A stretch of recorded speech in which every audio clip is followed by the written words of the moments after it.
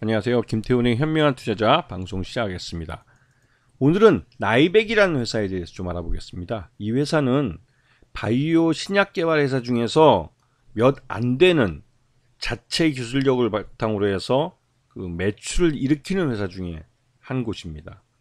그리고 이 회사가 지금 R&D를 하고 있는 그런 이 파이프라인들 중에서도 임상 단계에 진입을 한 아이템들도 갖고 있어서 앞으로 성장 가능성이 큰 업체가 갈 수가 있죠.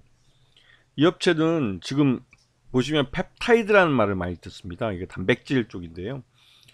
가장 대표적으로 이 회사가 지금 돈을 벌고 있는 게 이 근골격계 재생을 하는 그 기술입니다.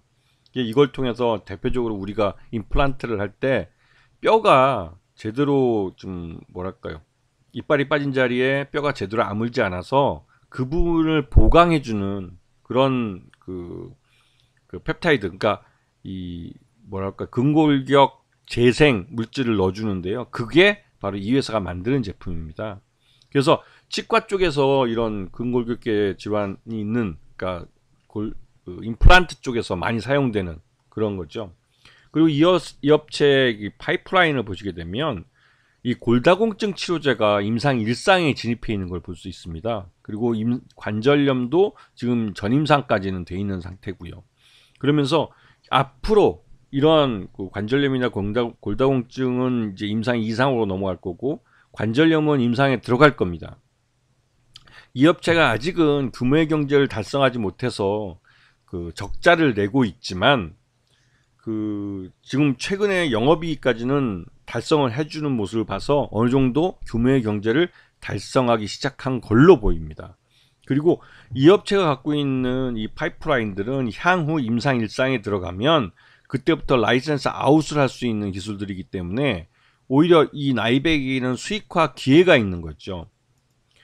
지금 현재 이 업체의 주요 제품은 아까 말씀드린 치과용 골 이식제, 이게 이제 주력 제품입니다. 이게 가장 많이 팔리고 전체 매출의 98%를 차지하고 162억의 매출을 발생시켜 주는 거죠. 뭐 치아 미백이나 이런 것들은 아직까지는 미미한 쪽이고요. 그리고 작년 실적을 놓고 보면 210억으로 매출이 거의 점프업을 했습니다. 거의 50% 이상 점프업을 했고요. 영업이익을 달성을 해서 이 회사의 이 실적으로는 이제 현재 인원이나 이런 걸 갖고 왔을 때는 규모의 경제를 달성하기 시작했다고 판단이 됩니다. 하지만 이제 단기 순손실은 발생했는데, 이 단기 순손실은 전환사채 파생상품 평가 손실로, 이건 이벤트적으로 발생하는, 즉 경상적으로 발생하는 손실이 아니기 때문에 작년에 반영한 걸로 끝입니다. 그리고 이 업체의 최대주 지분은 21.78%로 좀 많이 분산되어 있는 편이긴 하죠. 그리고 아까 말씀드렸던 이 전환사채의 그 파생상품 거래 손실 때문에 적자가 발생한 거기 때문에 이건 올해 2023년도에는 흑자를 낼 가능성이 그 어느 때보다 높다고 볼 수가 있습니다. 하지만 주가는 계속 흘러내려서 지금 뭐 52주 최신저가까지 흘러내린 상태인데요. 이 상태에서 그 작년 실적은 주가에 다 반영이 된 거고, 앞으로 올해년도 실적이 반영이 될 건데요. 이 업체는 최근에 폐소유증 치료제에 대한 임상 1상 투약을 완료하고 그 결과 발표를 앞두고 있습니다. 그 결과가 긍정적으로 나오면 이제 임상 2상으로 진입할 수 있고, 그렇게 되면 이 업체의 이 폐섬유증 치료제는 말 그대로 라이센스 아웃을 할 수 있는 그 더 좋은 조건으로, 그래서 수익 사업화가 될 수가 있는 거죠. 지금 그 코스닥에 상장되어 있는 이 바이오 신약 업체들 중에 이렇게 매출을, 자기 기술을 갖고 매출을 만들어내고 또 어느 정도 규모의 경제까지 달성한 업체들은 거의 없죠.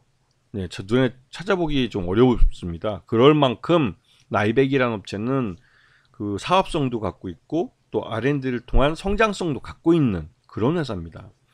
길게 놓고 보신다면 나름대로 이 나이백이 갖고 있는 지금 당장 돈이 되는 이 치아 쪽 관련된 임플란트, 치과 소재, 이쪽도 뭐 그 자체로도 글로벌 시장을 놓고 보면 성장할 가능성이 높고요.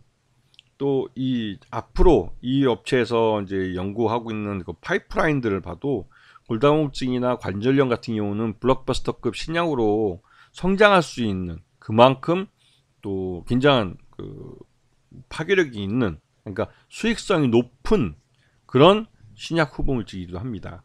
그래서 나이백은 현재의 매출액과 또 미래의 성장성을 모두 겸비한 그런 바이오 업체라고 할 수가 있죠. 그래서 저도 이제 주식 투자 제2원칙에서도 이런 바이오 업체들은 이렇게 라이센스 아웃을 할 수 있는 연구 결과를 갖고 있고 또 연구 성과를 갖고 있는 이런 업체들을 중심으로 바이오 업체 포트폴리오를 짜야 한다고 말씀을 드렸던 겁니다. 왜냐면 1세대들이 단순 R&D만 해서 대부분 실패했기 때문에 그렇죠. 대표적으로 뭐 헬릭스미스가 그런 업체고요. 또 크리스탈 지노믹스도 뭐 여러 가지 뭘 하지만 여전히 뭐 주가를 봤을 때는 실패한 업체라고 볼 수가 있죠.